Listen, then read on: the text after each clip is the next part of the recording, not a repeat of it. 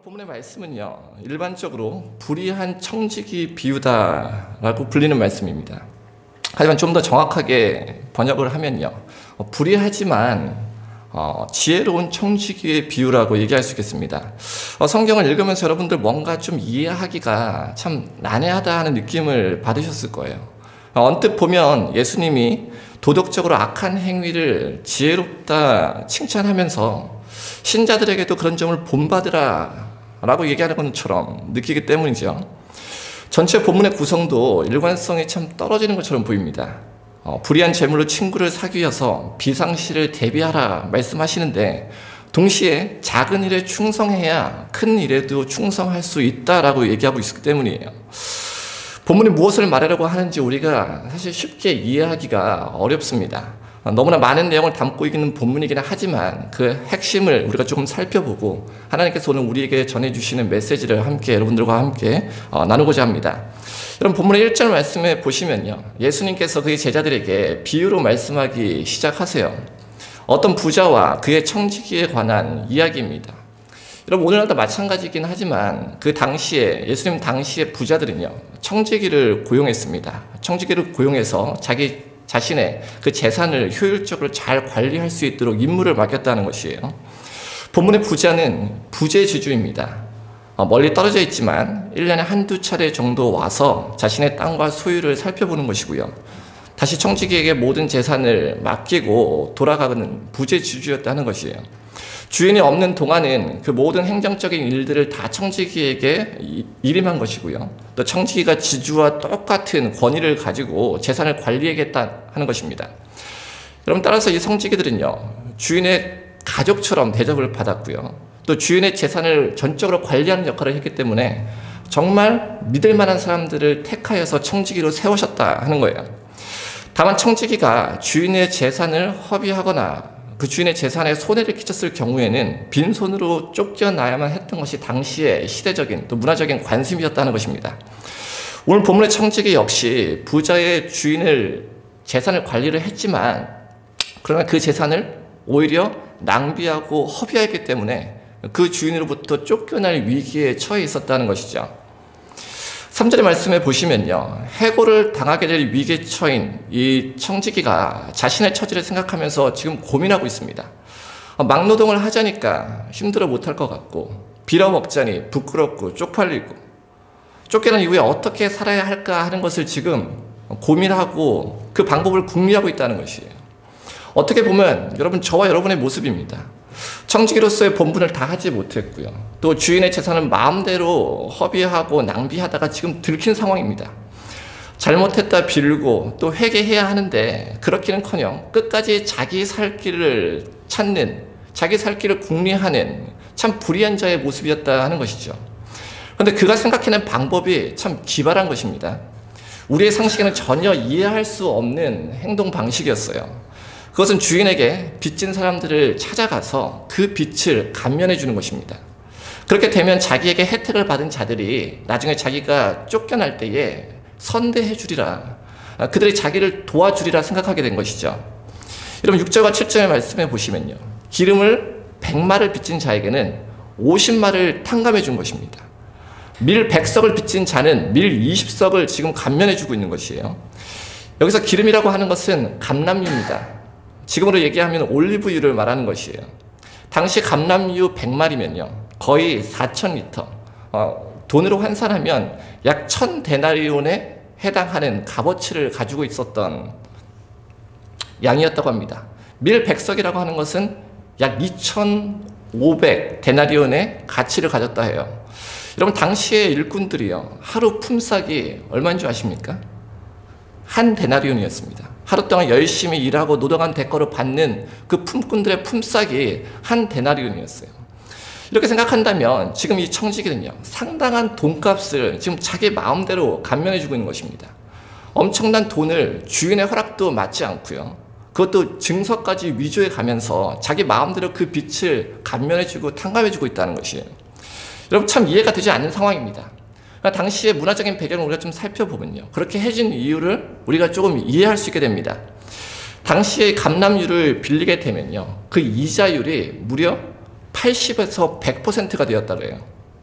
이렇게 이자율이 높았던 이유는 이 감남유의 생산량이 해마다 달랐고 유동적이었기 때문에 그 위험적인 요소가 상당히 컸다는 것입니다. 따라서 이 감남유 100마리라고 하는 것은요, 이미 8알에서 18 정도의 이자가 포함되어 있었다는 것이에요. 그 중에서 50마리를 삭감해 주었다고 하는 것은 결국 그 모든 이자를 다 삭감해 준 것이고요. 혹은 원금보다 조금 더 남겨놓았다 하는 상태를 이야기하는 것입니다. 마찬가지로 밀에 있어서도요, 이 밀도 당시 20에서 25%의 이자가 붙어 있었대요. 그 이자를 없애주었다. 쉽게 얘기하면 고리대금을 없애주었다는 것입니다. 여러분, 고리대금이 무엇입니까? 우리 사업하시는 분들은 잘 아시겠지만 비싼 이자를 받는 돈놀이죠. 사실 주인의 입장에서는 이 청지기의 모든 행위가 고리대금의 이자를 까주는 것이기 때문에 사실 손해로 직결되는 행위입니다. 근데 오늘 8절의 말씀에 보시면요, 주인이 오히려 이 청지기를 칭찬하고 있는 것이에요. 그 이유는 이렇습니다. 여러분, 사실 구약의 율법의 말씀에 보시면 하나님께서 이스라엘 백성들 사이에 돈 거래를 하는 데 있어서요, 절대로 이자를 받지 못하게 하셨어요. 이에 관련된 많은 말씀들이 있지만 출애굽기 22장 25절의 말씀에 보면, 내가 만일 너와 함께한 내 백성 중에서 가난한 자에게 돈을 꾸어주면 너는 그에게 채권자 같이 하지 말며 이자를 받지 말 것이다 얘기합니다. 하지만 시간이 지나면서요, 이 고리대금이라고 하는 것이 점차 편법적으로 사용되었다는 것이에요. 오히려 주인들은 청지기로 해서 이 이자 놀이를 할 수 있도록, 자신의 이익을 좀 극대화시킬 수 있도록 부추기는 그 변질된 상황까지 갔다 하는 것입니다. 이런 시대적 상황 속에서 본문의 청지기의 행동은요, 사실 재산적인 손실을 가져오긴 했지만 한편으로는 그 주인에게 있어서는 좋은 결과를 가져올 수 있었다는 것입니다. 빚을 진 채무자들, 이 빚쟁이들이 이 주인은 이자를 받지 않는 아주 관대한 사람, 정말 친절한 사람으로 비춰졌을 것이에요. 고리채를 포기한 정의로운 사람으로 아마 찬사를 받을 수 있었을 것입니다. 그 당시에 많은 고리대금업자들과는 달리 구약의 말씀대로, 하나님께서 명하신 그 율법대로 이 사람은 이자를 받지 않는 참 의로운 사람이다 하고 칭찬을 받았을 것이라는 거예요. 그리고 사실 받아야 될 원금은 여러분 어땠습니까? 원금은 사실 그대로 남아있는 상태였기 때문에요, 경제적인 손실도 크지 않았던 것이에요. 때문에 주인의 입장에서는 손해볼 게 없는 장사죠. 남는 장사였다는 것입니다. 크게 경제적인 손실을 보지 않으면서 칭찬과 명예를 사람들에게 받을 수 있는 그런 기회가 생긴 것이에요.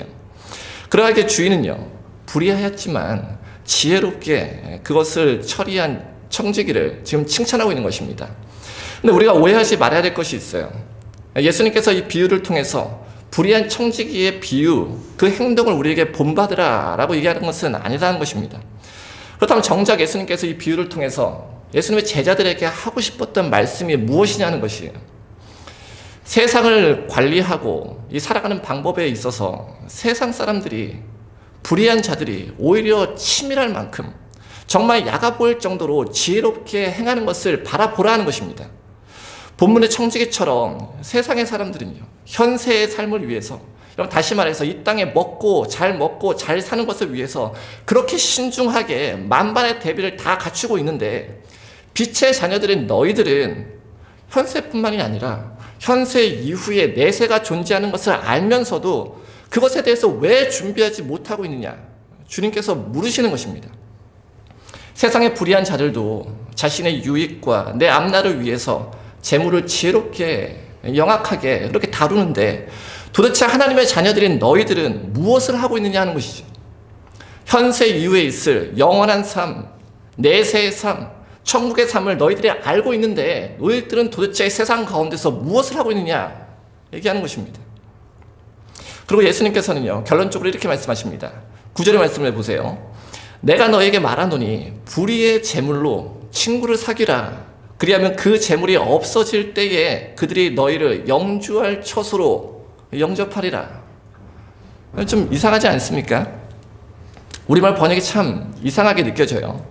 여러분, 신앙적인 기준은 물론이고 윤리적인 기준으로도 맞지 않아 보입니다. 불의한 재물이라고 하니까 부정한 방법으로 돈을 벌어도 된다라고 이야기하는 것 같아요. 또 친구를 사귀라 했으니 수단 방법 가리지 않고 벌어들인 그 부정한 재물로 장래를 대비해서 내 훗날을 대비해서 주변 사람들을 잘 대접해라 라는 뜻으로 비춰집니다. 여기다 주님께서 말씀하시는 것은 그들이 그 보상으로 너희를 영접할 것이다 말하니, 여러분 말씀이 참 이상하게 느껴지지 않습니까? 근데 이 원문의 궁극적인 뜻은 그 의미가 전혀 상반된 것이라는 것이에요. 여러분 이것은요 8절에 이 세대의 아들들, 세상의 사람들, 부당한 사람들, 불의한 자들이 쓰는 방법이라는 것이에요. 주의 자녀들은 이와 달라야 된다는 겁니다. 하나님의 아들들, 빛의 자녀들, 하나님께 택함받은 주의 백성들, 이와는 달라야 한다 하는 것을 주님께서 말씀하시는 것입니다. 여러분 재물 자체가 악하다고 주님께서 말씀하시는 건 아니에요. 이 세상 속에서만 활용 가능한 그 재물들을 내세를 생각하면서 영원히 거할 처소를 생각하면서 지혜롭게 선용하며 살아가라 하는 것이 주님의 뜻입니다. 그래야만 마치 불의한 청지기가 쫓겨날 때에 자신의 빛을 탕감해 준 자들에게 영접을 받을 것을 기대했듯이 우리의 재물이 없어질 때에 현세에서 뿐만이 아니라 내세에서도 그 복이 이어진다 하는 것이 주님께서 우리에게 하시고자 하시는 말씀입니다. 여러분 그러므로 10절의 말씀에 보시면 지극히 작은 것이다 하는 것은 무엇입니까? 이 세상의 재물을 관리하는 것이에요. 하나님 나라라는 큰 관점에서 볼 때 여러분 이 재물이라고 하는 것은요 지극히 작은 것이지만 그 지극히 작은 것을 관리하는 것에도 주의 뜻대로 충성하라 하는 것입니다.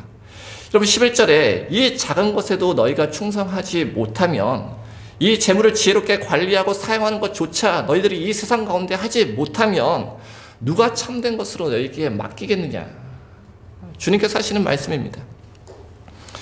여러분 우리는요 이 땅 가운데서 잠깐 살아가는 동안에 하나님께서 우리에게 맡기신 것을 관리하는 청직입니다. 성경의 재물은요 단순히 돈만을 의미하는 것은 아니에요. 우리가 가진 모든 것, 우리의 재산, 우리의 재능, 우리의 은사, 우리의 시간, 우리의 생명까지도 모든 것을 포괄하는 포괄적인 의미로 보아야 하는 것입니다. 우리가 가진 모든 것이 하나님께서 우리에게 잠깐 위탁해 놓은 것이고 우리는 이것을 주인이신 하나님의 뜻대로 관리하는 삶을 살아야 한다는 것입니다. 근데 저도 그렇지만요 사실 많은 경우에 우리는 이를 망각하며 살아갑니다. 우리가 가진 것의 주인이 되어버렸습니다. 주님 주신 모든 것을 우리 자신을 위해서만 우리가 사용한다면, 세상의 욕심과 세상의 필요를 채우는 데만 우리가 사용한다면 오늘 본문의 주인의 것을 자기 마음대로 자기 원대로 유용하며 불의한 짓을 행한 그 청지기와 다를 바가 무엇이냐 하는 것이에요. 주인에게 위탁하던 모든 것이 내 유익과 내 만족과 내 안위만을 위해서 사용한다 그러면 그것은 주인에게 해를 끼치는 불의한 자라 하는 것입니다. 심지어는 오늘 우리들의 모습을 한번 되돌아보십시오. 우리가 가진 모든 것이 여러분 우리의 삶의 주인이 되어버렸습니다.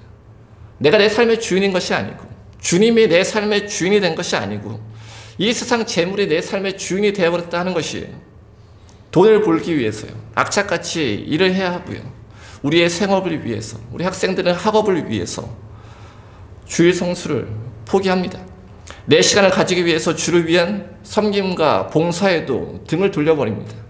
내 것을 움켜쥐기 위해서 성도들을 향한, 이웃을 향한, 교회를 향한, 세상을 향한 구제와 섬김에도 인색해지는 것이 오늘 저와 여러분의 모습입니다. 그것들이 하나님의 계명인데도 말입니다. 내가 가진 재물이 또 내가 가진 모든 것이 오히려 우리의 인생을 지배하고 있다는 것입니다. 그러니 하나님께서 우리에게 분명하게 오늘 말씀을 통해서 주님의 메시지를 던져주시는 것입니다. 봐라, 세상의 불의한 자들도 쫓겨날 사태를 대비해서 친구를 사귀고 그 친구를 통해서 대접받기 위해서 그렇게 철저하게 만반을 대비해서 준비하고 있는데, 그런데 하나님의 자녀들인 너희들은 도대체 세상 가운데서 어떻게 준비하고 있느냐 하는 것이에요. 너희가 세상을 떠날 때에 영원히 거할 그 처소에서 너희가 대접받기 위해서 너희는 지금 이 세상 가운데서 무엇을 하고 있느냐 하는 것이 주님께서 우리에게 주시는 말씀입니다. 예수님께서는요 지금 세상적인 처세술에 대해서 우리에게 말씀하시는 것이 아니에요.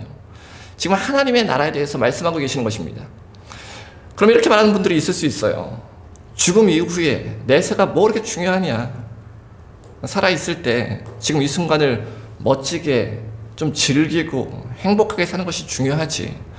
그러니 열심히 최선을 다해서 살면 되는 것 아니냐 생각하시는 분들이 계실 수 있을지 모르겠습니다. 그러나 그게 내 멋대로 되지 않죠. 또 우리 연륜이 있으신 분들 충분히 공감을 하실 것입니다. 세상의 일이 내 뜻대로 되지 않습니다. 우리 현실이 그렇지 못하다는 거예요. 그럼 내 마음대로 되지 않습니다. 본문의 불의한 청지기가 그 청지기의 자리를 곧 내놓아야 하는 것처럼 우리 역시도 세상에서의 삶을 놓아야 될 때가 온다는 것이에요. 현재 내가 누리고 있는 것들이 영원히 보장되지가 않습니다. 여기는 누구도 예외가 없는 것이에요. 내가 가진 돈이 영원할 수 없죠. 여러분, 돈이라는 것이요, 뭐 있다가도 없어지는 게 돈입니다. 재물이 풍족해도 건강이 좋지 못하면, 갑자기 건강이 좋아지지 못하면 그것이 우리에게 무슨 소용이 있습니까? 우리 청년들, 내가 가진 젊음과 건강, 죄송하지만 지나갑니다. 그 또한 하나님께서 주시는 것이고 하나님의 손에 달려있는 것이라는 것이에요. 내가 가진 학위요, 내가 가진 명예, 내가 가진 권력, 여러분 영원한 것이 있습니까? 내가 가진 시간은 어떻습니까? 내 가족, 내 자녀, 내 은사, 내 능력, 여러분 다 시기가 있고 때가 있는 것이고요. 그것은 하나님께서 세상 가운데 우리가 살아가면서 하나님의 것을 선용할 수 있도록 하나님께서 정해주신 한정적인 것입니다. 그 한정적인 것마저도 주님의 주권적인 섭리 가운데 있다는 것이에요. 그마저도 하나님께서 이 땅 가운데서 활용할 수 있도록 다만 우리에게 잠깐 맡겨주신 것이라는 사실을 우리가 기억해야 한다는 것입니다. 여러분, 최근 제가 아프신 분들, 또 사고당하신 분들, 또 영적인 공고함이 있으신 분들 만나게 됩니다. 그분들의 모습을 보면 참 안타까움이 있고요. 또 그분들의 모습을 통해서 저의 모습을 바라보게 되고 또 우리들의 모습을 생각해 보게 됩니다. 여러분, 이 땅에서 정말 보장된 것이 없어요. 세상의 것들 다 갖추었다 하더라도요, 그것이 육적인 것이든 그것이 영적인 것이든 그 하나만 잃어도 우리의 힘으로 어찌할 수 없는 것이 우리 인생의 나약함이고 우리 인생의 연약함이라는 것입니다. 그러니 여러분, 세상의 것을 다 놓아야 할 그 마지막 순간을 위해서, 여러분이 가진 것을 다 버려야 될 그 순간을 위해서 오늘 여러분들은, 오늘 저는 세상을 어떻게 살아가고 있느냐 하는 것입니다. 우리가 청지기로서 관리했던 모든 것을 잃는 바로 그 순간을 생각하는 그 삶의 자세가 오늘 저와 여러분 가운데 있어야 될 줄로 믿습니다. 여러분, 이 세상에 그 무엇보다도 그 누구도 우리를 지켜주거나 맞아주지 못할 그 순간에 관한 그 생각이 오늘 저와 여러분의 생각 가운데 가득 자리 잡아야 될 줄로 저는 믿는 것이에요. 죽음과 종말의 때를 생각하는 사람들은요, 당연히 우리의 삶의 주인이신 하나님을 바라보게 될 것이고 그 하나님께 우리의 모든 마음을 쏟게 될 줄로 저는 믿는 것입니다. 여러분, 지금 그렇게 살아가고 계십니까? 그렇게 쉽게 되는 일은 아니죠. 우리는 지금 모든 것을 잃게 될 순간을 실질적으로 피부로 느끼지 못합니다. 지금 우리가 가진 것이 비교적 넉넉하기 때문이에요. 돈이 좀 모자라면 가족도 있고요, 친구도 있고 친지도 있다 생각합니다. 또 나름대로 이 세상에서 필요한 것들을 내가 준비해 놓고 있고 또 예비해 놓고 있다고 생각합니다. 그럼 그게 없는 사람들은요, 또 그것을 얻기 위해 정말 열망에 사로잡혀 살아갑니다. 그 열망을 실현하기 위해서 악착같이 열심히 살아가는 것이고요, 때때로 그것을 위해서 우리의 신앙과 하늘의 것을 우리가 포기하며 살아가는 것입니다. 그러나 우리는 오늘 말씀을 통해서요, 정말 진지하게 한번 생각을 해보셔야 되는 거예요. 우리가 가진 모든 것을 놓아두어야 될 그 순간을 우리가 준비하고 있느냐 하는 문제입니다. 우리 주님께서는요, 우리가 주님의 것을 관리하는 청지기임을 분명하게 말씀하고 계세요. 그럼 13절의 말씀에 두 주인을 섬길 수 없나니 하나님과 재물을 겸하여 섬길 수 없느니라 말씀하고 계십니다. 참 많은 의미를 내포하고 있는 말씀이에요. 이 땅에 한정되어진 재물을 잘 관리하고 선용하기는 해야 되지만 그조차도 하나님을 섬기는 일에는 우선시 되지 않는다고 하는 것입니다. 재물뿐만이 아닙니다. 하나님께서 우리에게 맡겨주신 그 모든 것들로 주님의 나라를 바라보는 일에 귀하게 선용하는 저와 여러분이 되시기를 주님의 이름으로 축원을 드립니다. 여러분, 이를 위해서는요, 하나님의 말씀 그대로입니다. 미워할 것이 있고요, 이를 중히 여기기 위해서는 이를 경히 가볍게 여겨야 할 것이 또한 있음을 하나님께서는 말씀하고 계시는 거예요. 내 것을 조금 포기하고 희생하는 일이 있더라도 사실 그 포기와 희생마저도 주님의 것임을 우리가 알아야 된다는 것이고요, 주의 뜻을 이루기 위해 사시는 저와 여러분이 되어야 될 줄로 또 저는 믿습니다. 우리 모두가 우리가 가진 모든 것, 주께서 우리에게 주신 모든 것을 잘 선용해서 하나님 나라를 바라보고 내세를 소망하고 저 천국을 소망하며 살아갈 수 있는 저와 여러분이 되셨으면 좋겠습니다. 여러분, 우리가 언제일 줄을 몰라요. 얼마 지나지 않아서 우리의 가진 모든 것, 또 현재 내가 누리고 있는 이 자리를 놓아야 될 그때가 올 수 있습니다. 오늘 본문의 청지기와 같은 거예요. 여러분, 그는 자기가 가진 모든 것을 잃을 때에 맞아줄 친구에게 온 신경을 기울였습니다. 우리도요, 우리의 영원한 친구 되시는 예수 그리스도께 우리의 영혼의 모든 마음들을 쏟아 부어야 합니다. 주께서 우리를 맞으려 기다리고 계시고 또 우리가 영원하게 거할 그 처소를 우리 주님께서 예비하고 계심을 우리가 알아야 한다는 것이죠. 여러분, 이 믿음이 없이 우리가 가지고 누리는 세상의 모든 것들은 사실 우리에게 의미가 없는 것임을 기억할 수 있는 오늘 이 아침의 시간이 되셨으면 좋겠습니다. 주님께서 여러분들에게 주신 모든 것으로 하나님을 향한 삶을 살아가시는 이번 한 주간이 되시기를 주님의 이름으로 축원을 드립니다. 나름대로 하나님께서 우리 각자가 감당할 수 있을 만큼 많은 것을 우리에게 베풀어 주셨다 믿어요. 하나님께서 여러분들에게 베풀어 주신 많은 것들, 또 모든 것들을 감사하게 생각하시면서 그 모든 것들을 가지고 하나님의 나라를 위해서, 주님을 위해서 선용하며 살아갈 수 있는 저와 여러분이 되시기를 주님의 이름으로 축원을 드립니다.